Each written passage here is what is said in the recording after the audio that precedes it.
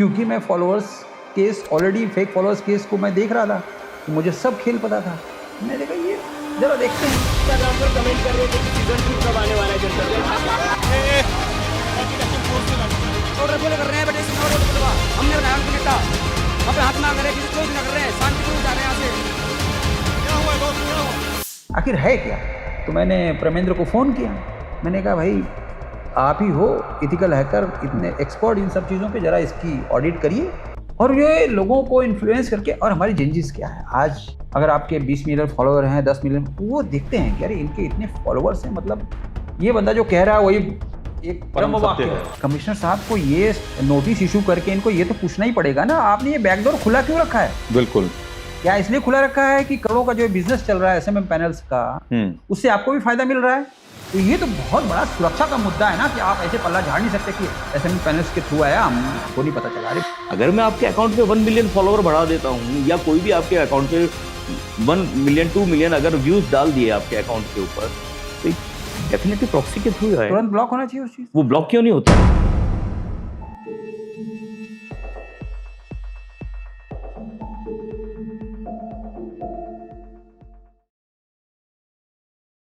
नमस्कार, मैं हूं विवेक अग्रवाल और आप एक बार फिर मुखातिब हैं 5E मीडिया में एक नई खबर के साथ, एक नए दस्तावेज के साथ में और एक नए वेबकास्ट के साथ में, हमारे नए मित्रों के साथ, हमारे नए अतिथियों के साथ।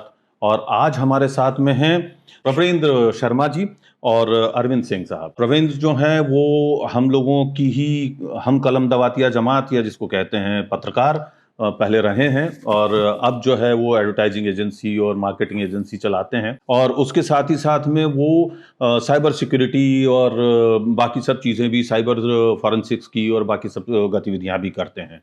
और जो अरविंद सिंह साहब हैं वो मुंबई के जाने माने मशहूर वकील हैं और वे पिछले दिनों एक ऐसा काम कर गुजरे हैं जिसकी वजह से इस वक्त लोगों की निगाहों का मरकज़ बने हुए हैं। उन्होंने एक शिकायत मुंबई पुलिस के पास भेजी है और वो शिकायत जो है उसके ऊपर मुंबई पुलिस एक्ट करती है या नहीं करती है ये बात का मुद्दा है, लेकिन वो अपने आप में बड़ी ही रोचक चीज़ है, बड़ी ही रोचक शिकायत है। इस मुद्दे पर हम दोनों से बात करेंगे। शर्मा जी और सिंह साहब, आप दोनों का स्वागत है 5E मीडिया पर। मैं सबसे पहले तो है आपके पास जाना चाहूँगा।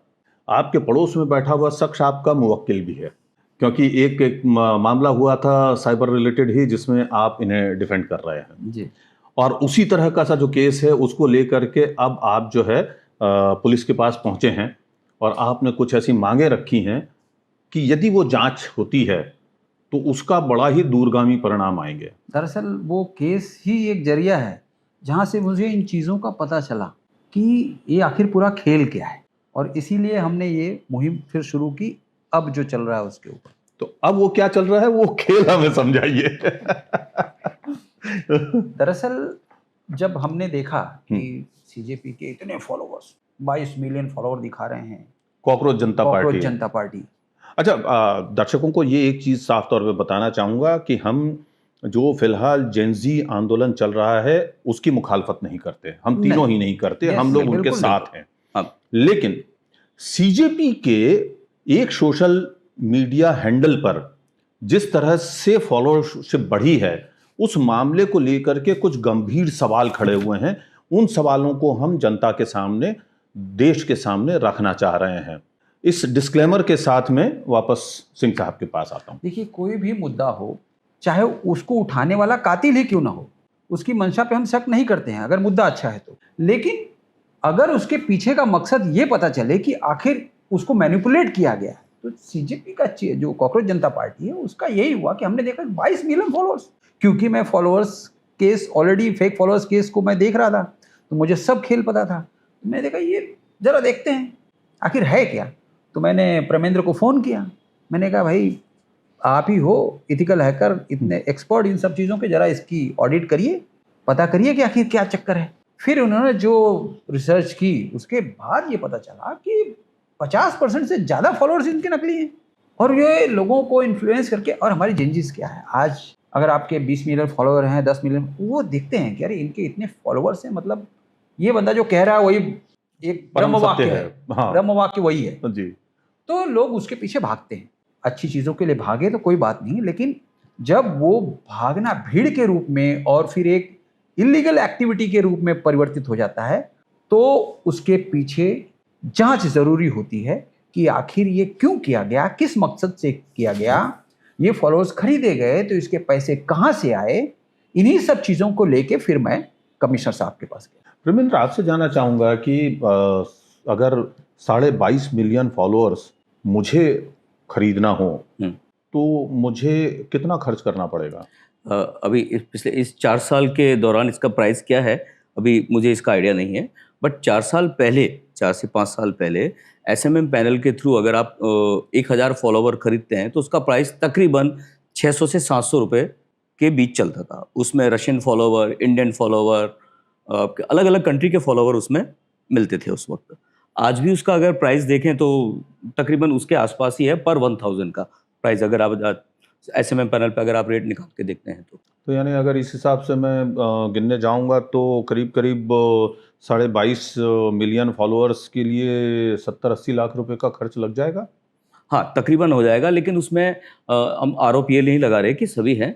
उसमें जिस तरह के पैटर्न हमने देखे हैं उसमें काफ़ी सारे थर्ड पार्टी वेबसाइट से बढ़े हुए हैं, क्योंकि वही पैटर्न ऐसा दिखाता है, क्योंकि उसमें डाउन होते हैं। क्या आप मुझे बता सकते हैं कि कौन कौन सी तारीखों में कितने बढ़े थे? इसमें हमने इनका अरविंद जी का मेरे पास कॉल आया था 18 मई की रात को। उन्होंने मेरे को जिस वक्त बोला कि एक कॉकरोच जनता पार्टी के नाम से कोई पार्टी, उस वक्त मैं राजस्थान में था तो मुझे पता नहीं था इस बारे में, तो उन्होंने मेरे को बताया कि ऐसी एक जैन जी कुछ आया है, क्योंकि कॉकरोच सीजीआई साहब ने ऐसा एक स्टेटमेंट दिया। उसके दूसरे दिन ये 16 तारीख को कॉकरोच जनता पार्टी के नाम से एक इंस्टाग्राम अकाउंट खुला है और अभिजीत दिपके जो हैं वो उसके फाउंडर हैं। मैंने कहा ठीक है, तो मैंने उसको जैसे ही देखा उस दिन उसके 2 मिलियन फॉलोवर थे। ये बात बता रहा हूँ मैं आपको 18 तारीख की रात को। तो मैंने इनको मजाक में बोला, मैंने कहा ये तो इसमें आधे से ज़्यादा फेक भरे पड़े हैं। वो मैंने एक अज्यूम किया था मैंने उसको देखने के बाद। आपने तब तक कोई फॉरेंसिक ऑडिट नहीं किया था? मैंने उस पर कुछ ऑब्जर्वेशन नहीं किया, क्योंकि मेरे पास मेरा सिस्टम मेरे पास वहाँ पे नहीं था। इतने एक्सपर्ट हैं उस चीज़ में प्रमेंद्र की इनका ऑब्जर्वेशन ही सही निकलता है। अच्छा, इसलिए मैंने बोला नहीं, अब ऑडिट करो उसको। अच्छा, तो फिर क्या 19 तारीख से फिर मैं बॉम्बे आ गया था मैं 19 तारीख को। तो उस दिन आने के बाद मैंने उसको ऑब्जर्वेशन करना चालू किया। उसके लिए ऑब्जर्वेशन के लिए इंटरनेट पे जो ओपनली जो चीज़ें मौजूद है, तो सबसे पहले हमने उसका स्क्रीनशॉट लिया कि वो अकाउंट बेस्ड कहाँ पे। तो अकाउंट बेस्ड उस दिन था उनका यूएसए। अच्छा, वो कोई गलत नहीं है उसका, क्या आपने अकाउंट वहां पे बनाया क्योंकि डिवाइस आपका वहीं पर ही है। तो इंस्टाग्राम का एल्गोरिदम इस तरह से काम करता है कि डिवाइस अगर लंबे टाइम तक एक पर्टिकुलर आईपी एड्रेस पे है लोकेट, तो इंस्टाग्राम उसका एड्रेस वहां पे दिखाता है।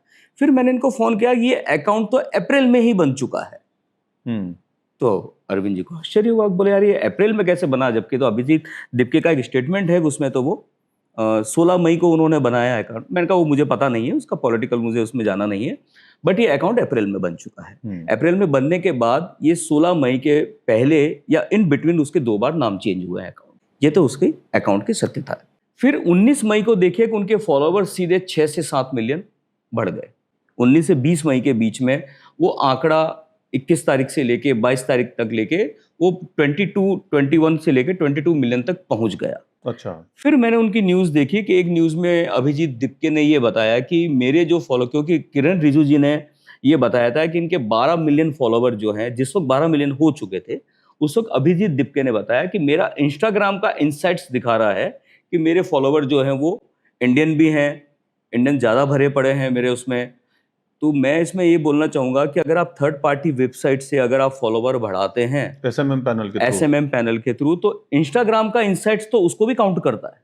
अच्छा, तो इंस्टाग्राम का इनसाइट्स अगर बता रहा है कि आपके फॉलोवर 12 मिलियन है, तो ये कोई जस्टिफाई नहीं करते कि आपके ओरिजिनल हैं या डुप्लीकेट या फेक भरे पड़े, ये जस्टिफाई नहीं करते। अच्छा, लेकिन क्या ये जो फॉलोअर्स खरीदे जा सकते हैं, तो क्या लाइक्स वगैरह भी खरीदी जा सकती हैं? और क्या वो हमारे बैकएंड पैनल में वो दिखाई देता है कि कितने लाइक्स बढ़े हैं, कितने फॉलोअर्स बढ़े हैं? यस। और ये सारे प्लेटफॉर्म्स पे जितने भी सोशल मीडिया प्लेटफॉर्म है ऑलमोस्ट उसी में ही चलते हैं। बट यहाँ पे इंडिया में क्या है कि ज्यादातर इंस्टाग्राम, फेसबुक, यूट्यूब ये ज्यादा चलता है। एक्स पर भी बढ़ते हैं थर्ड पार्टी वेबसाइट्स के थ्रू, बट एक्स का एल्गोरिदम इस तरह का है कि वो उसको फिल्टर जल्दी कर देता है, जल्दी उसको डाउन भी कर देता है। अच्छा। बट इस प्रैक्टिस को बड़ी बड़ी सेलिब्रिटीज, पॉलिटिशियंस या बिजनेसमैन कोई शौक के लिए भी करता है, कोई अपने बिजनेस के लिए भी करता है, कुछ अपने मॉनिटरिंग बेनिफिट्स के लिए भी ये एक्टिविटी करते हैं। ये सारा एक ह्यूमन साइकोलॉजी गेम है, नंबर गेम है सारा। प्रणेंद्र, इसमें मॉनिटरी बेनिफिट कैसे आया? मैंने अगर खरीद लिए हैं तो उससे मुझे क्या बेनिफिट मिलेगा, क्या फायदा बेनिफिट होगा ये है कि आर्थिक रूप से? अगर आप एक सेलिब्रिटी हैं, अगर आप, हाँ। ठीक है, और आपकी स्टेज वैल्यू, सपोज एक स्टेज शो करने की आपकी 10 लाख वैल्यू है एक दिन की, लेकिन अगर आपने कोई गाना है या कोई आपका फोटोग्राफ है या कोई आपका शो है, आपने इंस्टाग्राम पे फॉलोवर लाइक्स बढ़ा के इतना दिखा दिया, इतने व्यू दिखा दिए उसके अंदर, जो कि जेन्युइन इतने होते भी नहीं है, कि मेरे इतने million view social media platform पे मेरे आ गए हैं, तो आपकी स्टेज वैल्यू बढ़ जाएगी ना। अच्छा। आपको कोई और सॉरी, हाँ या हाँ प्लीज, एक छोटा सा एग्जाम्पल है इसमें, बहुत ही एकदम देखा हुआ एग्जाम्पल, इन्हीं के केस में बादशाह का केस था। ये same fake followers case, Sachin वजह उसमें ऑफिसर थे। फॉलोअर्स या लाइक्स? फॉलोअर्स। अच्छा। फेक फॉलोअर्स, वो केस ही मशहूर है फेक फॉलोअर्स के नाम से। अच्छा। फॉलोअर्स, लाइक्स, एवरीथिंग, सब कुछ आ गया उसके अंदर। गायक हैं बादशाह, पॉप सिंगर हैं, अच्छा नाम भी है उनका। उन्होंने जाहिर किया कि भाई हमने वर्ल्ड रिकॉर्ड बनाया है, एक रात में इतने सारे फॉलोअर्स, तकरीबन views 75 million views, 75 million view का वर्ल्ड रिकॉर्ड बनाया है। एक उनका गाना था ये लड़की पागल है, उस गाने पे उन्होंने व्यू, तो उन्होंने वर्ल्ड रिकॉर्ड बनाया। अच्छा।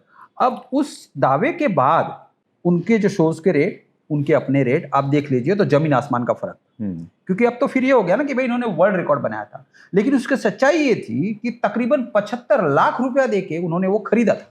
ये आप कैसे दावा कर सकते हैं कि उन्होंने पैसे देके क्योंकि खरीदा? उस केस में उनका स्टेटमेंट है, बादशाह का स्टेटमेंट लगा हुआ है चार्जशीट में, जिसमें वो खुद कह रहे हैं कि भाई इतना रुपया हमने गूगल एडवर्ड को, क्योंकि डिजिटल मीडिया को पेमेंट किया है। लेकिन दावा है, स्टेटमेंट है, क्योंकि डिजिटल मीडिया का उसके अंदर उन्होंने रिसीट नहीं लगाई। तो ये काम एडवर्ड की भी रिसीट होनी चाहिए थी। क्योंकि डिजिटल मीडिया की चार्जशीट में, जहां तक मेरा, क्योंकि चार्जशीट 80% वो मराठी में है, तो मैं थोड़ा सा, मेरे को पढ़ने में भी तकलीफ होते है उसमें, बट चार्जशीट में गूगल की कोई रिसिप्ट नहीं है, जहां तक वकील साहब ने मुझे बताया। बिल्कुल नहीं है। अच्छा। और इसीलिए अपने कोर्ट में एप्लीकेशन भी डाली है कि इसकी जांच की जाए वापस से, और फिर से चार्जशीट फाइल की जाए इसमें एडिशनल, कि भाई इतने लोगों का नाम आपने लिया, इतने लोगों को स्टेटमेंट लिया, और बादशाह अगर खुद कहता है कि मैंने तकरीबन 75 लाख रुपए देके खरीदा है, मतलब देखिए, जब तक कोई चीज़ आप, जैसे मैं मेरी फोटो लगा दूं और मैंने बढ़ा दिए 2-500, 2-5 लाख भी बढ़ा दिए और मैं अपने आप में खुश हूं तो कोई बात नहीं, लेकिन अगर उस लाइक से, उस फॉलोअर से अगर आप पब्लिक को इन्फ्लुएंस करते हो, आप अपने जो आपके शोज रख रहे हैं उनको इन्फ्लुएंस कर रहे हो, ये दिखा रहे हो कि मैंने तो वर्ल्ड रिकॉर्ड बना लिया, तो फिर वो चीज़ गैर कानूनी हो जाती। और वही तो केस था। उस केस में जब आप बादशाह ने एक्सेप्ट किया, तो हमारा ये है कि भाई जब कोई गुनाह करने वाला अगर गुनहगार है, तो जिसने करवाया वो भी तो गुनहगार है। तो आपने उसको विटनेस कैसे बना दिया? उसको, उसके ऊपर भी एफआईआर होनी चाहिए थी। उसमें तो और भी फिर लोग बीच में होंगे। बिल्कुल थे। वो क्या नाम था उसका, कक्कड़, रजत कक्कड़ मैनेजिंग डायरेक्टर थे वो। रजत कक्कड़ उस वक्त वो नहीं थे, वो सोनी म्यूजिक छोड़ चुके थे, लेकिन उनके दौरान उनका स्टेटमेंट है। उन्होंने तो एबीए भी फाइल की थी, एंटीसिपेटरी बेल के लिए कोर्ट गए थे, लेकिन अब इनका और वजह का क्या सेटिंग हुआ पता नहीं, उन्होंने फिर बाद में एबीए विड्रॉ कर लिया। तो ये सारे उनके खिलाफ केस बना ही नहीं, कुछ विटनेस है उस केस में ना, आई थिंक उनके विटनेस ही बनाया। और उनके जो स्टेटमेंट हैं चार्जशीट के, आप देखेंगे तो वो स्टेटमेंट से साफ जाहिर होता है कि ये सब ने मिल के खरीदा है, और ये सारे लोग उस एक तरह से कॉन्स्पिरेसी कह सकते हैं, प्लस इनका रोज का धंधा है। अच्छा, इस केस में मुझे ये बताइए कि चलिए, ये लोग तो सब जो इंडिया में ये सारी कारस्तानी कर रहे हैं, कालाकांडी जिसको बोलते हैं हमारे यहाँ पे की जा रही है, इसमें जो व्यक्ति पैसे ले रहा है, लाभार्थी है, क्या उसको भी इस मामले में आरोपी बनाया है? उसको भी स्टेटमेंट लिया है? उसको भी अदालत में बुलाया है? वही तो आश्चर्य की बात है कि आप एक आरोप लग गया, एक सारी स्टोरी बन गई, किसी तरह आनंद फानन ने आपने चार्जशीट दाखिल कर दी और बाकी लोगों को साइलेंट कर दिया। भाई आप कह रहे हो कि मैंने खरीदा है ना, तो मैंने किसी दुकान से जाकर के तो नहीं खरीदा है। इतनी बड़ी वेबसाइट चल रही है, करोड़ों का बिजनेस है ये, जिसको मैंने पेमेंट किया है। अगर मैं वेबसाइट किसी एसएमएम पैनल्स को पेमेंट कर रहा हूं तो वो एसएमएम पैनल क्यों चल रहे हैं अगर गैर कानूनी है तो? अच्छा, गैरकानूनी की बात से मुझे एक समझनी है आपसे। मेरा ख्याल है आप दोनों ही बेहतर उसका जवाब दे पाएंगे, लेकिन पहले मैं लीगल चीज़ पे आता हूँ, पहले टेक्निकल के लिए आपके पास आऊँगा। एज एथिकल हैकर आप मुझे ज़्यादा बेहतर उस पर रोशनी डाल पाएंगे कि अगर एसएमएम पैनल से कोई भी लाइक्स या फॉलोअर्स खरीदे जाते हैं या बढ़वाए जाते हैं, तो क्या हमारे आईटी एक्ट 2000 में इस चीज़ के ऊपर कोई क्लियर सेक्शन या धारा है जो इससे हमें रोकती है? आश्चर्य की बात यही है कि इसमें कोई क्लैरिटी नहीं है। आईपीसी में भी नहीं था और इसमें भी कोई क्लैरिटी नहीं है कि अगर मैंने एसएमएम पैनल्स के थ्रू अपने लाइक्स या फॉलोअर्स बढ़ाए तो गैर कानूनी है कि कानूनी है। हाँ, इसमें आप उसका मकसद निकाल सकते हैं। मैंने जैसे पहले कहा था कि अगर मैं अपना बढ़ा के खुद खुश हो रहा हूँ तब तक तो ठीक है, लेकिन 420 क्या कहता है कि आईपीसी का अगर 420 की हम बात करें तो वो यही कहता है कि कोई गलत चीज़ दिखा के आप किसी को इन्फ्लुएंस करके अगर उसका फ़ायदा उठा रहे हैं, मॉनेटरी फ़ायदा है, किसी भी तरह का फ़ायदा, तो वो चीटिंग है। तो ये तो चीटिंग ही है ना भाई। अगर आप दिखाते हो कि मेरे 22 मिलियन फॉलोअर्स हैं और उसको देख के लोग इन्फ्लुएंस होकर आपके पास आते हैं। मैं कॉकरोच जनता पार्टी की भी अगर बात करूं तो सोनम वांगचुक का बयान है कि मैं इनके 22 मिलियन फॉलोअर्स हैं, ये बढ़िया है, अच्छा काम कर रहे हैं लोग, तो इतने फॉलोअर्स हैं, मैं तो प्रभावित हुआ और इनके साथ जुड़ गया। लेकिन हुआ क्या लास्ट में? उनको समझते समझते थोड़ी देर लगी, वो अनशन पे भी बैठ गए, मुर्गा बन गए बेचारे, अनशन पे बैठ गए भाई इन्होंने उनको चढ़ा बढ़ा के बलि का बकरा बना दिया तो बेचारे बन गए। लेकिन जब तक जान थी, अब बन गए तो अब उठे कैसे? कोई तो बहाना चाहिए, किसी भी तरह से सोचे कैसे कैसे कैसे करके, तो पता नहीं कौन वो हाईकोर्ट गया तो उसने वहां से ऑर्डर ले लिया। अब वो किसका आदमी था वो तो हमको नहीं पता उस चीज का, लेकिन ये दुनिया को पता है कि कौन किसका आदमी था और किसके जरिए जो है ये आदेश लाया गया। वो बेचारे को फिर किसी तरह वो हॉस्पिटल पहुंचा, वहां जाके उसने अपना जान छुड़ाई। हाँ। किसी तरह से वांगचुक ने अपनी जान छुड़ाई और बाद में जो है तारीफों की पुल भी बांधे उन्हें कई बार, तो ठीक है, वो उन सब चीजों से उसमें नहीं बात है। लेकिन कहने का मतलब, जब आपके फॉलोअर्स देख के इतना समझदार आदमी, इतना बड़ा आदमी अगर फंस सकता है, तो हमारे जेनजीज क्या हैं? वो तो अखबार भी नहीं पढ़ते हैं, यूट्यूब का ज्ञान है उनका सब। आज की तारीख में अगर मैं कहूँ कि जेनजीज को आप कोई भी जनरल, आपने वहाँ का देखा होगा मोर्चा जो उनका निकला था, कितने लोग गए थे, सवाल पूछ रहे थे, कोई भी ऐसा नहीं था वो ढंग का जवाब दे। कोई मैच्योरिटी नहीं उनके जवाबों में, कोई उनकी जानकारी नहीं, कोई स्टडी नहीं है। और जिस चीज़ के लिए वो बैठे हैं, 5% भी ऐसे लोग नहीं होंगे जिन्होंने नीट की परीक्षा दी हो। तो इससे समझ में आता है कि आखिर इसके पीछे का मकसद क्या है। और मकसद अगर अच्छा था तो फॉलोअर्स बढ़ाने की जरूरत क्यों पड़ी आपको? इतने सारे फॉलोअर्स, और इतने सारे फॉलोअर्स बढ़ाने का पैसा कहाँ से आया? आप तो भाई लोन लेके अमेरिका गए थे, ऐसा आप कह रहे हो, तो आपके पास इतना पैसा कहाँ से आया? इन सब की जांच होनी चाहिए और हमारी साइबर यंत्रणा ही इसकी जांच कर सकती है। इन्हीं सब मुद्दों को लेके फिर दोबारा मैं कमिश्नर साहब के पास गया था, वापस उनको लेटर दिया कि भाई वांगचुक जी का जब तबीयत खराब होने लगा तब, कि अगर आज इनको कुछ हो जाता है तो इसकी जिम्मेदारी तो पूरी तरह से दीपके की होनी चाहिए, तो आप जांच करिए इसकी जल्दी से जल्दी, वरना तब तक बेचारे किसी तरह से बच गए थे, हॉस्पिटल जाके अपना जान छुड़ा चुके थे।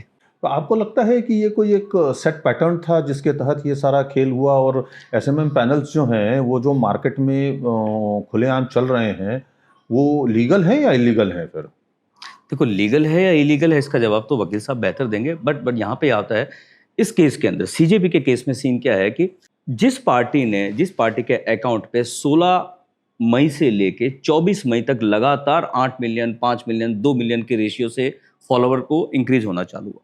आप उनका पूरा डेटा रिकॉर्ड उठा के देख लेना, 25 मई से लेके 5 जून तक उनके फॉलोवर लगातार डाउन हुए हैं। मैंने आपको इसका डेटा मैट्रिक्स भी आपको, ऐसा कैसे हो सकता है कि मतलब ये एक्चुअल ये ह्यूमन बिहेवियर है कि ह्यूमन बिहेवियर में अगर आप किसी को फॉलो करते हो तो रातों रात उसको अनफॉलो नहीं करते। हम अनफॉलो कब करते हैं इंसान को? जब हमारे अंदर वो इंटरेस्ट नहीं लेता, हमारी फोटो को लाइक नहीं करता या हमसे बात नहीं करता, तो हम क्या करते हैं, फालतू रखा, हम उसको अनफॉलो कर देते हैं। लेकिन वो पैटर्न आने में टाइम लगता है। ऐसे पैटर्न उनके फॉलोवर बढ़ने चाहिए थे। 25 मई से लेके 4 जून तक उनके लगातार फॉलोवर उनके डाउन हो गए। उसके बाद जब वो 6 जून को जब वो इंडिया में एंट्री करते हैं अभिजीत दीप के, उस दिन देखते हैं कि उनके अकाउंट के ऊपर फॉलोवर उस दिन 6 जून से लेके 8 जून तक उनके फॉलोवर लगातार वापस बढ़ गए। वो भी पैटर्न मैंने आपको सारा उसमें दिया है। उसके बाद 9 जून से लेके 13 जुलाई तक कंटिन्यू उनके फॉलोवर रोज के 50,000, 70,000, 40,000, 30,000 इस रेशियो में लगातार डाउन। ये थर्ड पार्टी ऑडिट करने की वेबसाइट्स आती है जो कि इंस्टाग्राम के एपीआई को यूज करती है वो, या डेटा मैट्रिक्स को भी यूज करके वो उसका रिजल्ट दिखाती है। कई जैसे एक सोशल ब्लेड नाम से एक वेबसाइट है, और भी इस तरह की 2-3 वेबसाइट्स हैं जो ऑथेंटिक रिपोर्ट देती है। बिल्कुल ठीक है। अब सवाल यहाँ पे आता है कि 6 जून को वो इंडिया में आ गए। इंडिया में आने के 10 दिन बाद हमने देखा उनका अकाउंट का जो बेस्ड है वो आयरलैंड दिखा रहा था। तब हमारा का ज्यादा हुआ। आयरलैंड तभी दिखा सकता है कि या तो आप परमानेंट वीपीएन आयरलैंड का यूज कर रहे हो, ठीक है, या आपका अकाउंट ऑपरेट करने वाला डिवाइस या इंसान वो आयरलैंड में बैठा चला गया। दोनों में से ये चीज होता है, इन्वेस्टिगेशन का मुद्दा है। ठीक है।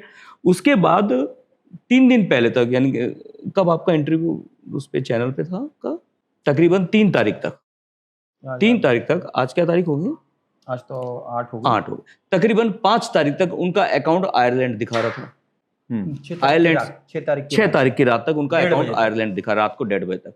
मॉर्निंग में देखता हूँ दोपहर को तो account based in not share दिखा रहा है। इसका क्या मतलब हुआ? इसका मतलब ये हुआ कि देखो इसका ये मतलब हो कोई गई, खबर पहुंच गई, भाई इसको छुपाओ, क्यों दिखाना है कि आयरलैंड से हो रहा है। अब सवाल यहाँ पे आता वरना है अगर कि आप यहाँ बैठे थे, इंडिया में थे, तो आपको इंडिया दिखाना चाहिए था ना। आपको अपना लोकेशन छुपाने की जरूरत क्या थी? आप लोकेशन छुपा रहे हैं, अब वो लोकेशन मैनुअली ऑफ होती है। नॉट शेयर जब आप करते हो कि कोई आपके अकाउंट की लोकेशन ना देख पाए, वो तभी होता है जब आप उसको मैनुअल सेट करते हो उसको। ठीक है। तो सवाल यहाँ पे खड़ा होता है, अब आपका अकाउंट है, इसमें कोई गैर कानूनी नहीं है, कोई लोकेशन आपकी छुपा रहा है या आपकी अपनी प्राइवेसी अकाउंट को प्राइवेट कर रहा है या पब्लिक कर रहा है, ये उसकी अपनी मर्जी है। बट सवाल आता है कि इंडिया में इतना बड़ा आपका प्रोटेस्ट हो रहा है, लोग आपसे, इतने लोग जुड़ रहे हैं, प्रोटेस्ट के दिन भी लोग आपसे जुड़े, आप अकाउंट की लोकेशन चेंज क्यों कर रहे हैं? इंडिया में है तो इंडिया में रहने दीजिए। तो यहाँ पे शक खड़ा होता है, इसलिए एडवोकेट साहब ने उसकी एप्लीकेशन सीपी साहब को दी कि भाई इसके अकाउंट की जांच की जाए। हमने आरोप नहीं लगाया। आप मुंबई पुलिस कमिश्नर से सीधे जाकर के स्वयं मिले थे? नहीं, मैं थोड़ा बिजी था तो मैंने जूनियर को भेजा था कि आप लेटर सबमिट कर दो। उसके बाद उन्होंने वो लेटर की कॉपी, उनकी जो साइबर यंत्रणा है, मेरे जो जुरिडिक्शन है वहाँ भेजा उन्होंने। और जो आईओ था उन्होंने बुलाया भी मुझे कि भाई स्टेटमेंट लेना है आपका। मुझे लगता है 20 तारीख को जो मोर्चा निकलने वाला उसके पहले की बात, उसके पहले की, एक दिन पहले की बात है। तो मैं गया तो उन्होंने कहा, उन्होंने नोटिस का प्रिंट भी निकाल लिया कि ठीक है मैं आपको दे दो। मैं बोला भाई मुझे प्रॉपर नोटिस चाहिए, फिर मैं स्टेटमेंट दूंगा। नोटिस का प्रिंट भी निकाल लिए। फिर वो शाम को जो न्यूज़ चल रही थी वो भी शायद उसमें देख रहे थे, और एक आध फ़ोन भी मुझे आ गया कि ऐसा ऐसा हो रहा है। तो शायद उनको कुछ लगा, तो उन्होंने कहा कि नहीं मैं साहब से एक बार बात करता हूँ, फिर मैं आपको दोबारा बुलाऊंगा। और आज तक उन्होंने मुझे बुलाया नहीं। अच्छा। तो आपकी जो एप्लीकेशन है उसमें आपने सीधे इनके ऊपर एलिगेशंस लगाए हैं, या आपने भाषा ऐसी रखी है कि एलिगेशन लगे भी और नहीं भी लगे, ऐसा कुछ तो नहीं है? नहीं, एलिगेशन तो सीधा है कि मोर देन 50% नकली है। एलिगेशन में कोई ये आप कैसे साबित करेंगे कि वो नकली हैं? क्या आपको उसमें ऐसे किसी राष्ट्र के लोग दिखाई दे रहे हैं ज्यादा जो हो नहीं सकते, या इस तरह का सब कुछ है? जो इनका पैटर्न, जैसा कि प्रमेंद्र ने कहा कि आमतौर पे ऐसा नहीं होता है कि आपके 10 लाख बढ़ गए, 4 लाख बढ़ गए, 50,000 बढ़ गए और फिर 2 लाख कम हो गए, 50,000 कम हो गए, ऐसा होता नहीं है। ये शंका का विषय ही है सीधा सीधा। तो मेरा ये था कि भाई आप तो पुलिस कमिश्नर हो मुंबई के, मुंबई जैसे बड़े शहर के पुलिस कमिश्नर हो, आप इन कंपनियों को नोटिस इशू करो। भाई अगर आपकी कोई चीज़ चोरी हुई है तो इसको तो आप ही बताओगे ना कि चोरी हुई है कि नहीं। तो जिनके प्लेटफॉर्म पे ये सब चल रहा है वही बता सकते हैं। तो आप उनको नोटिस इशू करिए, मुझे भी नोटिस इशू करिए, उनका स्टेटमेंट लीजिए। अगर वो कह देते हैं कि नहीं ये सारे असली हैं तो ठीक है, लेकिन आप जांच तो करिए, इसकी पुष्टि तो वही कर सकते हैं। हमने तो एक शक के दायरे में, जो जैसा कि इस तरह के केस से हम पहले गुजर चुके हैं, तो हमने वो जो पूरा एनालिसिस किया, हमको ये लगा। और वो पैटर्न जो ऑडिट का एक पैटर्न है वो ये कहता है कि ये शंका का विषय है। तो अगर हमने कोई शंका जाहिर की है, और उस शंका में ऐसा नहीं है कि हमने ऐसे ही जाहिर कर दिया है, उस शंका की वजह से इतने लोग उनके साथ जुड़े हैं, और जैसे कि इन्होंने कहा आयरलैंड और ये सब जो छुपाने उपाने वाली बातें हैं, ये सब तो शक के दायरे में आते हैं ना। तो अगर शक के दायरे में कोई चीज है तो एटलीस्ट उसकी शुरुआती जांच तो कर लीजिए।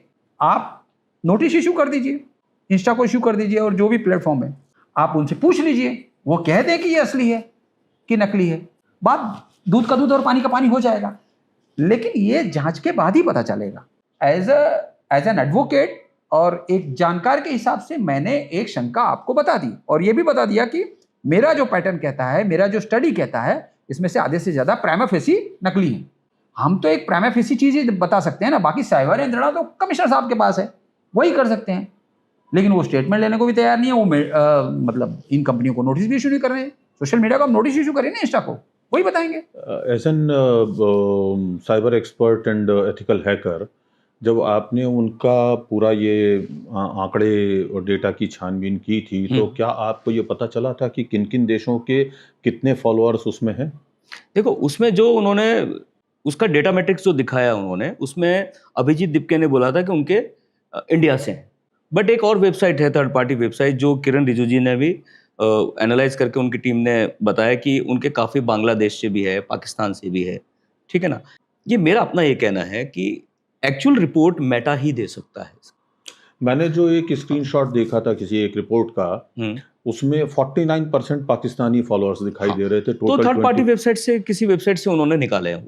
तो वो अगर 49% फॉलोअर्स किसी भारतीय स्पूफ पॉलिटिकल पार्टी के, वो स्पूफ है, वो मैं उसको उस वक्त के हिसाब से गंभीर नहीं मानता जब वो बनी थी। बाद में जाकर के उसमें गंभीरता आ गई, उसमें लोग जुड़ने लग गए, और सबसे ज्यादा जो गंभीरता है वो तब आई जब सोनम वांगचुक उसमें जुड़ गए। तो वो सीजेपी जो है, फिर उसके बाद में उसके बाद उसमें एक्चुअली क्या होता है, जैसे ये एक बड़ा हास्यास्पद मुद्दा है कि हम बचपन में देखते थे कि एक मदारी जब गेम चालू करता है अपना कुछ दिखाने के लिए, तो सबसे पहले अपने ही 8-10 लोग इकट्ठे करता है। तो उस भीड़ को देख के, उस बनाई उसकी खुद की भीड़ को देख के 8 से 10 होते हैं, 10 से 12 होते हैं, 12 से फिर वो भीड़ बढ़ती जाती है। वही फॉलोअर्स की भीड़ इन्होंने पहले बनाई। ये पहले फॉलोवर की भीड़ जो है, जब मूवमेंट चालू किया इन्होंने, वेबसाइट बना, हो सकता है उसमें ओरिजिनल फॉलोवर आए हैं, लेकिन अब अभिजीत दिपके खुद की, और ये कोई रॉकेट साइंस नहीं है लाइक फॉलोवर बढ़ाना, इसके लिए कोई साइबर की पढ़ाई होना जरूरी नहीं है आपको। हर डिजिटल मार्केटिंग वाला, हर सोशल मीडिया का काम करने वाली कंपनी इस पैटर्न को समझती है। अच्छा। इस टेक्नोलॉजी को समझती है। और ये वेबसाइट्स के ऊपर आप जाते हो, पेमेंट करते हो, लिंक लगाते हो, और आपके बढ़ जाते हैं। और ये सब क्या किसी खास तरह की कोई टेक्नोलॉजी इस्तेमाल होती है, कुछ होता है? इसमें हम एक चीज सुनते आए हैं इस तरह की चीजों के लिए, क्लिक फॉर्म कंपनी के अंदर, अब यहाँ पे सिस्टम में था, क्लिक फॉर्म कंपनी के अंदर भी सपोज 500 मोबाइल सामने लगे हुए, उस मोबाइल का कंट्रोल एक सिंगल लैपटॉप से बढ़ रहे हैं, तो टेक्निकली वो अकाउंट तो फिजिकली बन ही गए ना। वो बने कौन से प्लेटफॉर्म पे अकाउंट? उस अकाउंट को बनने के लिए ईमेल लगा होगा, मोबाइल नंबर लगा होगा, या दोनों में से एक लगा होगा। तो टेक्निकली तो प्लेटफॉर्म के ऊपर एग्जिस्ट है ही ना वो। भाई ये फॉलोवर भी बढ़ के गए कहाँ पे? सवाल यहाँ पे नहीं है कि मेरे पास 2 मिलियन बॉट्स का रिकॉर्ड रखा हुआ है या क्लिक फॉर्म कंपनी का डेटा मेरे पास रखा। सवाल ये है कि उस डेटा को इंस्टाग्राम या सोशल मीडिया कंपनीज के प्लेटफॉर्म पे मैंने पहुंचाया कैसे, और पहुंचाने के बाद उन्होंने प्रॉक्सी रिक्वेस्ट या वीपीएन के थ्रू उस रिक्वेस्ट को एक्सेप्ट कैसे कर लिया। तो इसकी जवाबदेही तो मेटा ही देगा ना। भाई कमिश्नर साहब को ये नोटिस इशू करके इनको ये तो पूछना ही पड़ेगा ना, आपने ये बैकडोर खुला क्यों रखा है? बिल्कुल। क्या इसलिए खुला रखा है कि करोड़ों का जो बिजनेस चल रहा है एसएमएम पैनल्स का, उससे आपको भी फायदा मिल रहा है? कहीं ना कहीं तो जवाबदेही किसी को लेनी पड़ेगी ना कि आखिर ये हो क्यों रहा है। आप इतना बड़ा सोशल मीडिया प्लेटफॉर्म चला रहे हो, लोगों के फोटोज, लोगों की जानकारी आपके पास है, और आपने बैकडोर खोल रखा है, तो ये तो एक बहुत बड़ी चीज है अगर ढंग से जांच की जाए इसकी। तो इनका जो प्रमेंद्र का जो केस है, उसमें एक ही चीज़ आपने मुझे बताई कि इनकी गिरफ्तारी होती है, लेकिन जिन लोगों ने आदेश दिया, जिन लोगों ने इम्प्लीमेंट किया, जिनने पैसे दिए, वो लोग सारे के सारे गिरफ्तार नहीं होते हैं। ऐसा कैसे हो सकता है? क्या किया इन्होंने, मैं तो सीधा नाम भी ले लूँगा, कोई मुझे आपत्ति नहीं है। सचिन वजह इसका सब सूत्रधार थे इसके उस वक्त। इन्होंने क्या किया, सबको नोटिस इशू किया, सारे स्टार्स को नोटिस इशू किया। सारे यानी फिल्म स्टार्स जो थे मैक्सिमम, क्योंकि ये सब करते ही हैं, बिजनेस है। बादशाह भी उसमें था, तो ये सोनी टीवी भी था शायद, सोनी म्यूजिक के ऊपर बादशाह का गाना रिलीज हुआ था, इसलिए उसको। अब इन्होंने सबको नोटिस इशू किए, सबसे इन्होंने क्या एडजस्टमेंट किया ये बोलने की जरूरत नहीं है, आप भी समझ सकते हैं। फिर अब जब एडजस्टमेंट हो गया तो इनको सेफली बाहर कैसे निकालें?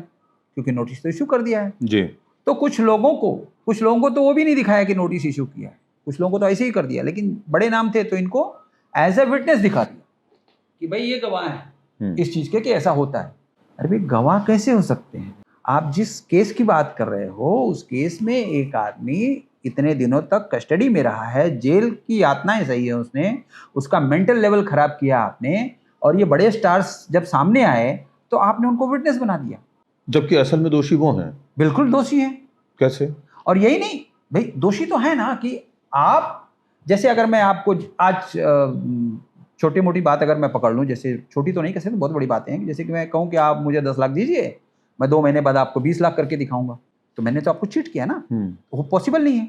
वैसे इन्होंने क्या किया, मैंने वर्ल्ड रिकॉर्ड बनाया है, बादशाह ने क्या किया, मैंने वर्ल्ड रिकॉर्ड बनाया है मेरे गाने का, अब मैं स्टार हो गया, तो कल से तो मेरा भाव बढ़ गया ना। और वो भाव देने वाला कौन? ये जो स्टेज शो करवाएंगे ये आपको डबल पैसा देंगे या शायद उससे भी ज्यादा देंगे। नहीं, लेकिन डबल पैसा देंगे अगर वो, तो इसका मतलब ये है कि वो 3 गुना पैसा फिर ग्राहक से वसूलेंगे जो शो देखने आने वाला है। बिल्कुल वसूलेंगे, लेकिन जो ग्राहक है उसको यही पता नहीं कि ये वर्ल्ड रिकॉर्ड, जो आदमी क्लेम कर रहा है कि ये वर्ल्ड रिकॉर्ड है और मैं इतना बड़ा स्टार हूं, ये उसने खरीदा है, खरीद के मुझे बेवकूफ बना रहा है। तो इसके अंदर वो टैलेंट नहीं है जिसकी वजह से इसका वर्ल्ड रिकॉर्ड हुआ है, इसने वो चीज खरीदी और हमको बता रहा है कि टैलेंट है। अगर आप किसी को बताते हो कि मैं सक्षम हूं, कि मैं मंत्र पढ़ूंगा और जिंदा हो जाओगे, तो ये मेरे अंदर टैलेंट नहीं है, मैं तो आपसे झूठ बोल रहा हूं। तो यही बात है कि मेरे गाने का वर्ल्ड रिकॉर्ड हुआ, ये मेरा टैलेंट ही नहीं है, ये तो मैंने झूठ बोला है, मैंने खरीदा है। तो ये तो सीधी सीधी पूरी पब्लिक के साथ चीटिंग हुई ना, मासेस के साथ है। बिल्कुल। तो जो चीज क्रिकेट में होती है, हाँ, मैच फिक्सिंग जो है वो भी वही है। हाँ, कि आप चीट कर रहे हो, आपने किसी से पैसे लिए और आप आउट हो गए। तो आप टैलेंट की बात करिए ना, टैलेंट अगर झूठा आप दिखा रहे हो और उससे आप पैसे कमा रहे हो तो आपने सीधा सीधा चीटिंग किया है। और वो केस भैया मैं नहीं कहता है, मुंबई पुलिस कह रही है कि क्राइम है, क्योंकि मुंबई पुलिस ने उसमें केस बनाया है, जेल में रखा है, जमानत पे ये बाहर हैं, चार्जशीट फाइल की है, चार्जशीट में सारा काला चिट्ठा दिख रहा है। तो अगर ये क्राइम है तो सबके लिए है ना, कि कुछ सिलेक्टेड लोगों के लिए क्राइम कैसे हो सकता है? अच्छा प्रेमेंद्र, ये बताइए कि अगर यदि नकली फॉलोअर्स खरीदे जाते हैं या रीच खरीदी जाती है या लाइक्स खरीदे जाते हैं, तो इससे किसी भी कोई भी प्लेटफॉर्म हो, मैं एक प्लेटफॉर्म की बात नहीं कह रहा हूँ, किसी भी सोशल मीडिया प्लेटफॉर्म पे उस पर्टिकुलर हैंडल का पर कोई नेगेटिव इम्पैक्ट भी पड़ता है? देखो, सोशल मीडिया कंपनीज ये बोलती है कि अगर आपने बॉट्स फॉलोवर या, क्योंकि फेक शब्द कहीं सोशल मीडिया कंपनी या कहीं पर भी एग्जिस्ट करता नहीं है, फेक शब्द बनाया गया है। लेकिन अगर बोट्स के जरिए भी है या फेक फार्म्स से भी है, हाँ, तो अब सवाल यहाँ पे आता है कि जितनी भी सोशल मीडिया प्लेटफॉर्म है, चाहे वो यूट्यूब हो, चाहे इंस्टाग्राम हो, चाहे फेसबुक हो, चाहे जो भी हो, आफ्टर ऑल ट्रैफिक तो इन्हीं प्लेटफॉर्म पे आ रहा है। इन्हीं प्लेटफॉर्म के ऊपर अगर जो ट्रैफिक आ रहा है, उस ट्रैफिक को देखते तो इस प्लेटफॉर्म के ऊपर एडवर्टाइजमेंट्स मिलते हैं इनको। तो अगर मान लो सपोज आपका चैनल मोनेटाइज है, अगर मोनेटाइज चैनल के ऊपर आपको जो भी जिस प्लेटफॉर्म पे आप वीडियो डाला है, वो वीडियो ये बोलता है कि हम मोनेटाइज का आपको 100, आपके जो 1 लाख व्यू आए, 1 लाख में से हम 25,000 व्यू के आपको पैसे देंगे, यानी कि उस अकाउंट को पता है कि 75,000 जो आपके व्यू आए हुए हैं वो गलत तरीके से लिए हुए, ये ऐसा वो प्लेटफॉर्म बोलता है। तो जब आपको पता है वो 75% नकली है, तो उसको एंट्री कैसे दे दी आपने?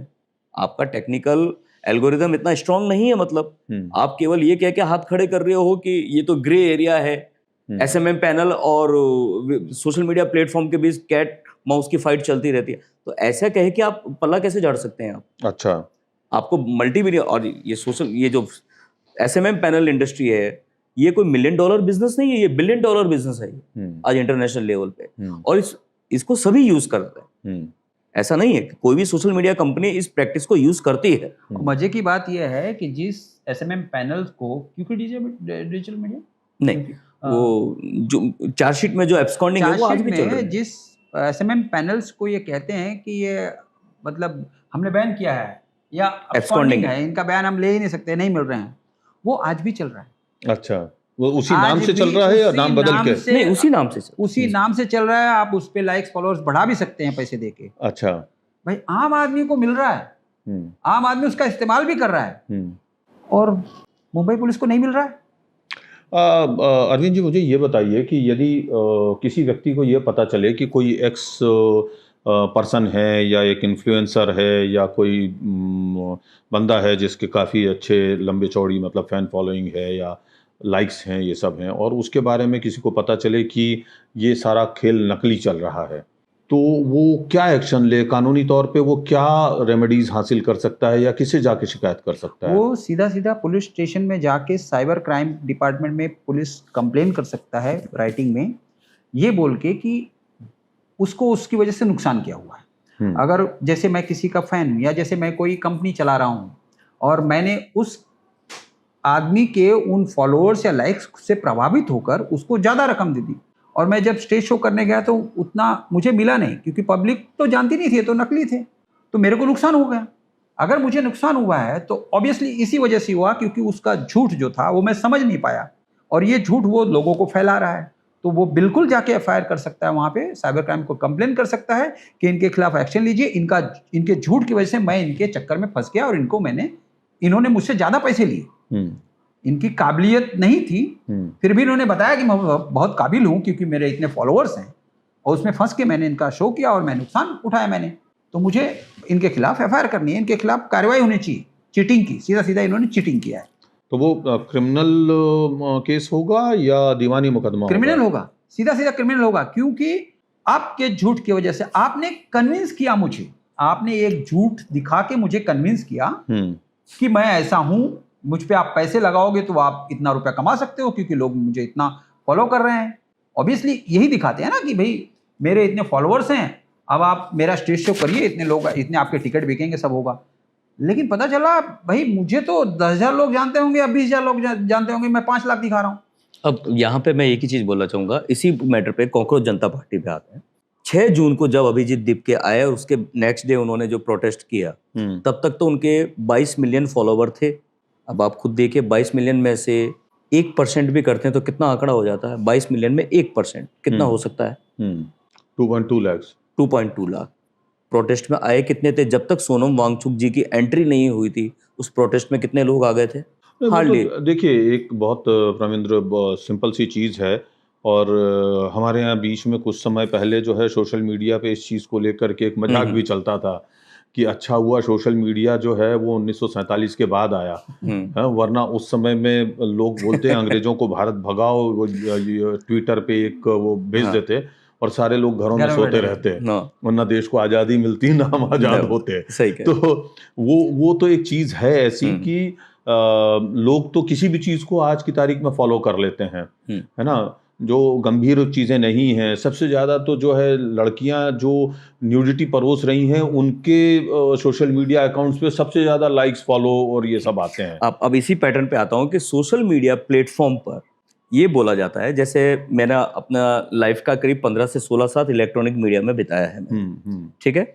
अगर कोई एज ए प्रोमो प्रोड्यूसर या एड कोई टीवी कमर्शियल्स बनने के लिए भी हमारे पास आता है और ब्रॉडकास्ट पे अगर वो रिलीज होने वाला है, तो ब्रॉडकास्ट उस एड को चलाने के पहले देखता है उसमें कोई ऐसा कोई गैर कानूनी सामान तो बेचने खरीदने का कोई ऐड नहीं है, उस ऐड को नहीं चलाएगा ब्रॉडकास्ट। निश्चित तौर पर हमने किया है, मैंने भी किया है वो चीज। बट अगर एसएमएम पैनल या लाइक फॉलोअर बढ़ाना गैर कानूनी है तो इन प्लेटफॉर्म्स के ऊपर बूस्टेड ऐड चलते हैं। हमारे पास स्क्रीन रिकॉर्ड, उसके स्क्रीनशॉट्स सब कुछ रखे हुए हैं वकील साहब के पास, सब कुछ प्लेटफॉर्म पे ये चलता है, इन्हीं प्लेटफॉर्म पे चला हुआ है कि आप इतने रुपए में इतने ऐड चलाइए और आपके फॉलोअर्स बढ़ा दिए जाएंगे। तो अब सवाल ये आता है कि इनके जो अब उस ऐड को चलाने, जिसने भी उस ऐड को रन किया है, जारी है मेटा को, गूगल को पैसा दिया होगा उस ऐड को चलाने का, तो उस ऐड को चलाने का रेवेन्यू किसको जनरेट हुआ? इन प्लेटफॉर्म्स को जनरेट हुआ। तो इन प्लेटफॉर्म्स के ऊपर इस तरह के ऐड चल रहे हैं, क्या उन प्लेटफॉर्म ने देखा नहीं उसको कि ऐड में बेचा क्या जा रहा है? अभी थोड़े दिन पहले की न्यूज है, एक न्यूडिटी का ऐड इंस्टाग्राम पे पब्लिश हो गया, इसके लिए मेटा ने उस ऐड को ब्लॉक भी किया। तो सवाल यहाँ पे आता है कि आप पैसा दो, वहां पे बूस्ट के नाम पे आप किसी किस्म का ऐड बना दो, चला दो, तो बूस्ट हो जाता है ऐड। वो तो उनका जो एडवर्टीजमेंट एक्सेप्ट करने का नियम क्या है किसी को पता नहीं है। नहीं, ऐसे तो मैंने बहुत सारे विज्ञापन ये ऐसे भी देखे हैं जिसमें एक विज्ञापन देखा था जिसमें वित्त मंत्री निर्मला सीतारमन जो है यस वो किसी फर्जी उसका फर्जी विज्ञापन करते हुए इवन दिख रही मुकेश हैं। अंबानी जी तक का मुकेश ad आया है। अंबानी का एक मैंने देखा, इसी तरीके से एक और दो किसी लोगों के मैंने सेलिब्रिटीज के भी देखे, तो वो उनके एआई से डीप एआई से बनाए हुए वीडियोस थे वो जिनको वीडियो एक तो टीवी की मशहूर एंकर हैं, उनका भी मैंने देखा हाँ, उनका था, भी बिल्कुल आया होगा। महिला एंकर हैं। हम्म। तो इस तरह के से विज्ञापन तो वो चलते ही हैं, उनको खैर कैसे चल वीडियो बना के डालते हैं, सवाल यही कि उठता है ना। आपका इतना बड़ा सोशल मीडिया प्लेटफॉर्म है, हमारे देश की सुरक्षा का क्या? अगर उस एड को देख के, एक तो पहली बात वो चलना ही नहीं चाहिए था, आपको उसको स्क्रूटनाइज करना चाहिए था चलाने से पहले। आपने चला दिया, आपने, मैं बोलता हूँ एक ही दिन चलाया है, आपने 1 घंटा ही चलाया है, तो इतनी बड़ी जनसंख्या पूरे हिंदुस्तान की, उसमें अगर 1% या 0.1% लोग भी प्रभावित होकर उन्होंने अगर इसमें वो फंस गए तो फंसे हैं, तो इसका लोगों ने जिम्मेदार पैसा कौन है? लगाया है। आप तो विदेशी कंपनी हो, हिंदुस्तान में आप धंधा कर रहे हो, आप पूरे दुनिया में कर रहे हो, लेकिन हमारे यहाँ कर रहे हो ना, तो आप हमारे देश की सुरक्षा का क्या? तो ये तो बहुत बड़ा सुरक्षा का मुद्दा है ना, कि आप ऐसे पल्ला झाड़ नहीं सकते कि एसएमएम पैनल्स के थ्रू आया, हमको नहीं पता चला। अरे भाई, मतलब क्या है? आप अलाउ कैसे करते हो? तो आपको लगता है कि इसका जो अंतिम हल है वो चीन की तरह का जो इसके ऊपर कानून है, मॉनिटरिंग हो और उसको रोक लगाई जाए?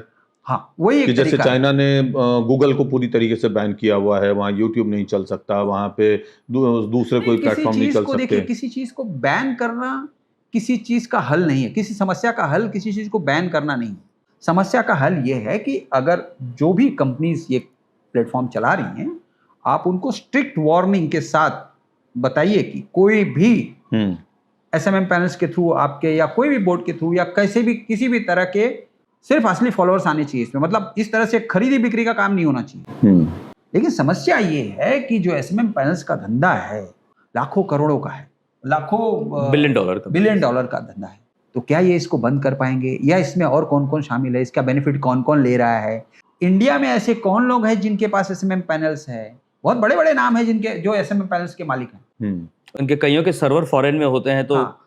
कानूनन रूप से भी उसको कंट्रोल करना थोड़ा सा, मैं जहां तक समझ रहा हूँ।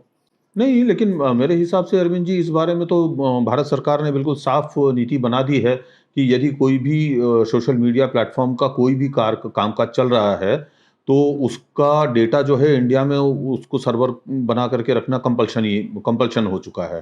तो इनका भी डेटा तो एसएमएम पैनल्स का भी तो मिलना ही चाहिए हमें कायदे से।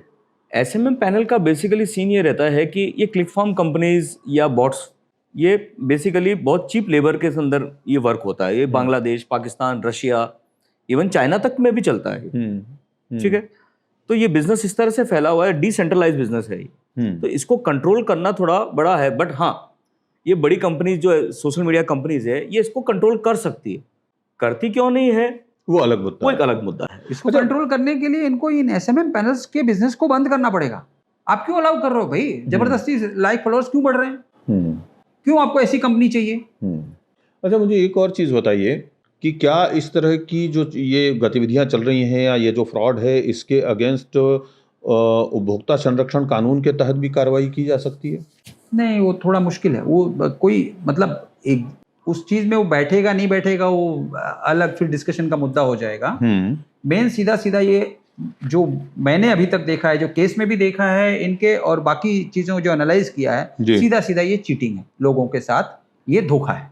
तो आप क्या मांग करेंगे मुंबई पुलिस से या भारत सरकार से कि इस मुद्दे पर क्या होना चाहिए? एक विधि विशेषज्ञ, एक कानूनी विशेषज्ञ होने के नाते आप सरकार को और पुलिस बल को, हमारी सुरक्षा एजेंसियों को क्या सलाह देंगे? 3 चीजें हैं। एक तो हमारी मुंबई पुलिस की जो साइबर यंत्रणा है, जल्द से जल्द तुरंत इसकी जांच शुरू करे, इंस्टा को नोटिस इशू करे, उनका स्टेटमेंट ले कि भाई ये असली या नकली है, जो इसका एक तो क्लियर करे, क्योंकि ये बहुत बड़ा लॉस एक तरह से हिंदुस्तान को हुआ उस चीज़ से। दूसरा चीज़, एसएमएम पैनल्स का धंधा तुरंत का तुरंत बंद होना चाहिए, क्योंकि सारी चीटिंग का अगर कोई एक मशीन है करने के लिए, तो ये है एसएमएम पैनल्स, इसी के थ्रू बेचा खरीदा जाता है। तीसरी चीज़, इन सोशल मीडिया प्लेटफॉर्म्स को स्ट्रिक्ट नियम के थ्रू, इनको वार्निंग के थ्रू, राइटिंग में इनको बताना चाहिए कि आप किसी भी तरह का बैकडोर ओपन नहीं रखेंगे। आप हिंदुस्तान की सिक्योरिटी के साथ, हमारे डेटा की सिक्योरिटी के साथ खिलवाड़ नहीं कर सकते। तुरंत ये चीज़ होनी चाहिए। ये 3 चीज़ अगर ये कर दें तो न तो इस तरह से गलत तरीके से फेक फॉलोअर्स और ये सब खरीदे जा सकते हैं, नकली फॉलोअर्स खरीदे नहीं जा सकते, सब कुछ बंद हो जाएगा। लेकिन ये तीनों करना पड़ेगा और कंपनी को स्ट्रिक्ट वार्निंग ज़रूरी है कि आप कोई भी बैकडोर ओपन नहीं रख सकते। आप ग्रे क्योंकि मार्केट के हमारे नाम डेटा पे का, हमारे हिंदुस्तान की सिक्योरिटी का सवाल है। इतना डेटा आपके प्लेटफॉर्म पे है, ये आप भी समझ सकते हैं कि कितना बड़ा डेटा इनके प्लेटफॉर्म। हर आदमी आजकल इंस्टा पे है और हाँ, इंस्टा सोशल मीडिया प्लेटफॉर्म पे सोशल है। मीडिया पे आपने एक चीज कही थी, प्रॉक्सी सर्वर। वो क्या होता है और उसका कैसे फायदा हो सकता प्रॉक्सी है? जैसे मोस्टली क्या होता है कि अगर तकनीकी रूप से देखूं तो एक बड़ा ये चैप्टर हो जाएगा। प्रॉक्सीज के अंदर कई बार आपने देखा होगा, आपने भी कंपनी में देखा होगा कि हम किसी कंपनी में काम करते हैं, ठीक है, तो वहाँ पे सपोज फेसबुक बैन कर दिया कि वहाँ का डिपार्टमेंट जो है वो फेसबुक न चला पाए, तो उस फेसबुक चलाने का जो सर्वर है वो इंडियन सर्वर है, ठीक, जो कि कंपनी के अंदर जो आईएसपी प्रोवाइडर के थ्रू हमारे पास आती है उसकी रिक्वेस्ट। अगर वो वहाँ से कंपनी ने ब्लॉक कर दिया तो हम उस वेबसाइट्स को ओपन नहीं कर पाएंगे। इस सिंपल तौर पे बता दो। बट हम लोग क्या करते हैं कि ऐसा जरिया देखते हैं इंटरनेट के थ्रू जहाँ पे हम प्रॉक्सीज को यूज़ करते हैं या वीपीएन यूज़ करते हैं। उससे क्या होगा, वो सर्वर जो आपका आईएसपी प्रोवाइडर है उसको केवल आप उसका डेटा यूज़ करेंगे केवल, लेकिन आप कौन से सर्वर पे गए या आईएसपी को पता नहीं चलेगा। आपने वीपीएन यूज़ कर लिया, वीपीएन का क्या होता है, एक कंट्री से दूसरी कंट्री आईपी बाउंस होती है। उस बाउंस आईपी से आप पता लगाना मुश्किल हो जाता है कि ट्रैफिक कहाँ से आ रहा है, कहाँ पे जा रहा है, क्योंकि वो इनक्रिप्टेड हो जाएगा वो डेटा। उससे पता ही नहीं चलेगा कि आपने फेसबुक खोला या नहीं खोला। तो आप फेसबुक ओपन कर पाएंगे वहाँ पे, क्योंकि आपने किससे जो खोल दिया, प्रॉक्सी सर्वर को यूज कर ले लिया आपने। तो प्रॉक्सी के थ्रू, लेकिन आपने अक्सर देखा होगा कि अगर आपका बैंकिंग ट्रांजेक्शन का ऐप अगर बंद हो जाता है, मोबाइल में पानी चला गया या आपने सिम चेंज करी, तो सिम चेंज करते ही आपने देखा होगा, अगर आपने कोई बैंक का ट्रांजेक्शन करने का ऐप आपने इंस्टॉल किया है तो बैंक 2-3 ओटीपी के साथ कंफर्मेशन करता है कि भाई आपने जो ये सिम चेंज किया है ये आप ही यूज कर रहे हैं या नहीं कर रहे हैं, कोई दूसरा तो नहीं है। अगर आपने वीपीएन लगा दिया तो भी बैंक को पता चलता है वीपीएन लगा दिया, हो सकता है आप ट्रांजैक्शन ना कर पाए उससे। तो जब बैंकिंग सिस्टम को इतना पता चलता है उसके सर्वर को कि आपका डिवाइस कौन सा है, लोकेशन कौन सा है, आईपी एड्रेस कौन सा है, तो ये इतनी बड़ी कंपनी जो पूरी दुनिया को चला रही है, क्या इनको पता नहीं चलता ट्रैफिक कौन से प्लेटफॉर्म से आ रहा है? अगर मैं एक फॉलोवर किसी भी थर्ड पार्टी वेबसाइट से अगर आपके अकाउंट पे कोई 1 मिलियन फॉलोवर डाल देगा, इसमें आपकी क्या गलती? मतलब साफ है कि आप खुद के फायदे के लिए, कुछ दूसरी कंपनियों के फायदे के लिए हमारे देश की सिक्योरिटी के साथ खिलवाड़ कर रहे हो आप। लोगों का जो डेटा आपके पास पड़ा है उसके साथ खिलवाड़ कर रहे हो आप। यानी कि ये तो वो मसल हो गई प्रॉक्सीज जो को वीपीएन प्रॉक्सी किसी भी सर्वर, आपकी अगर वेबसाइट कोई बनी हुई है, एक सिंपल सी वेबसाइट जो बनी रहती है उसमें भी रेट लिमिट लगा रहता है कि एक बार 1 मिनट में या 10 मिनट में 1 घंटे में इतना ट्रैफिक मैं अलाउ करता हूं मेरी वेबसाइट पे आने के लिए। आपने देखा होगा कई बार इंडियन रेलवे की, आपने देखा होगा कई बार वेबसाइट स्लो हो जाती है क्योंकि टिकट बुकिंग का टाइम होता है, ठीक है, क्योंकि उसमें एक रेट लिमिट होती है। ऐसे ही इन बड़ी कंपनीज की जो वेबसाइट्स हैं, मेटा है, गूगल है, इनके पास भी रेट लिमिट होना जरूरी है कि इस प्लेटफॉर्म पर्टिकुलर आईपी एड्रेस से इतना ट्रैफिक अलाउ आप करिए। अगर मैं आपके अकाउंट पे 1 मिलियन फॉलोवर बढ़ा देता हूं या कोई भी आपके अकाउंट पे 1 मिलियन 2 मिलियन अगर व्यूज डाल दिए आपके अकाउंट के ऊपर, तो डेफिनेटली प्रॉक्सी के थ्रू आएगा। तुरंत ब्लॉक होना चाहिए उस चीज। वो ब्लॉक क्यों नहीं होता है? जैसे गूगल पे अगर आपने देखा होगा कंपनीज का, जैसे कि किसी का गूगल पे है, जैसे आप ढूंढ रहे हैं किसी को फलाना गूगल पे, और उनके दिख रहा है कि इनके 5 स्टार इतने रिव्यूज़ हैं, इतने रिव्यूज़ इतने 5, उस पर अचानक से आप 50 डाल दो, वो तुरंत घटा देगा, दूसरे दिन से घटा देगा उसको। एल्गोरिदम का खेल, एल्गोरिदम जो है वो इस पे कंट्रोल तो करते हैं। अगर ये कर सकता है तो आप इतने बड़ी सोशल मीडिया प्लेटफॉर्म चला रहे हो, आप क्यों नहीं कर सकते? और सोशल मीडिया यानी कि कंपनीज क्या होती है, ये कुल मिलाकर के एक बहुत बड़ी रिस्क है, एक थ्रेट है ना? रिस्क, अगर आप इसको डीपली सोचेंगे तो बहुत बड़ा रिस्क है आपके देश के साथ, आपके देश के नौजवान या जो लोग इससे इन्फ्लुएंस होते हैं। और मैं कहता हूं कि आज का जेन जी पूरी तरह से इनसे इन्फ्लुएंस है, इन सोशल मीडिया प्लेटफॉर्म से। उनके साथ आप खिलवाड़ कर रहे हो, उनके भविष्य के साथ खिलवाड़ कर रहे हो, आपके डेटा की सिक्योरिटी के साथ खिलवाड़ कर रहे हो आप। तो ये जो मुद्दा है दरअसल इतना आसान नहीं है। ये मुझे अरविंद जी से और प्रेमेंद्र से बात करने के बाद में समझ में आया कि ये मामला बहुत कॉम्प्लेक्स है, और मुझे ऐसा लगता है कि इस मुद्दे पर हमें भारत के जो नीति नियंता हैं, नीति नियामक एजेंसीज हैं, उन लोगों को मिल बैठ कर के और विचार करना पड़ेगा, मंथन करना पड़ेगा, किसको कितनी छूट दी जाए, कौन सी सोशल मीडिया प्लेटफॉर्म को किस तरह से ऑपरेट करने की इजाज़त देश में दी जाए। इन सारे मुद्दों के ऊपर एक बड़ी बहस की ज़रूरत है, इसके ऊपर एक वाइट पेपर लाने की भी ज़रूरत है, और इस मुद्दे के ऊपर हो सके तो एक पब्लिक ओपिनियन क्रिएट करने की, जनरल अवेयरनेस की भी एक बहुत सख्त ज़रूरत महसूस हो रही है। अरविंद जी आपका, प्रवीण जी आपका बहुत बहुत शुक्रिया, आप आए और आज 5E मीडिया के हमारे जो दर्शक हैं उन्हें इस वेबकास्ट में आपने बहुत सारी ऐसी जानकारियां दी और ऐसी दुनिया के दरवाजे खोल दिए जो आज तक किसी ने कभी कोशिश नहीं की थी। आप दोनों का बहुत बहुत आभार, बहुत बहुत शुक्रिया।